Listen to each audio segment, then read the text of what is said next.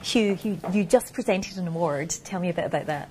It was great. It was a series that I absolutely loved called Educating Yorkshire, and you could tell from the reaction in the O2 there that it was a massively popular winner. And the clip that was shown, this very touching sequence in which the teacher finally unlocks this lad who's been having real problems with his speech, and the power of music to unlock that was very, very moving.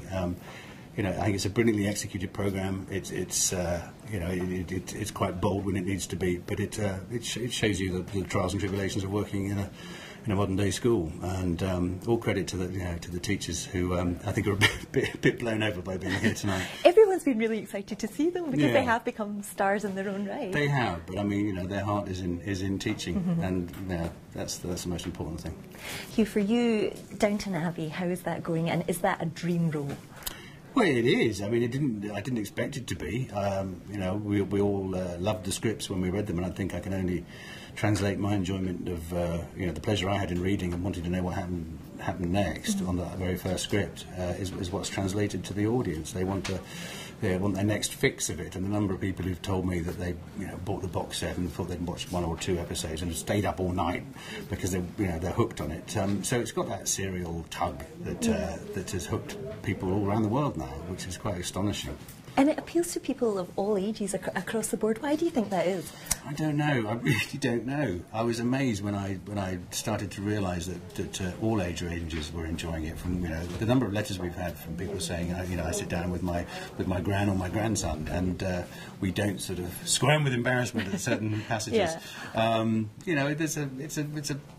the whole, it's a gentle show. It provides some shocks, which the real world creeps in, or shocking themes creep in. But I think it's because Julia writes characters that you want to know what happens to them. Yeah, and obviously it's a fantastic time for period drama. We've got Mr. Selfridge just now. Why do you think period drama really has captured the hearts of the nation? I think it goes in waves. I think when our bosses were putting together Downton Abbey, there was a sort of slight feeling that costume drama had gone out of favour. But in the same way that Troy and 300 spawned a whole load of sword and sandals epics, from everything from Rome to Atlantis, I suppose. There's a great thread of them.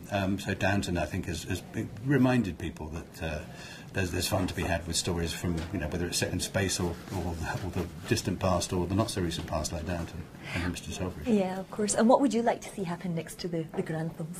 I think it's time that we really, in this cost-cutting age, that we really melded all these shows together. So I think broad show, there used to be a crime, so Olivia Colman and David Tennant have to come and investigate it, and then obviously we go off into space with George Clooney and Sandra Bullock. That sounds brilliant. Perfect. Thank you so much. Cheers.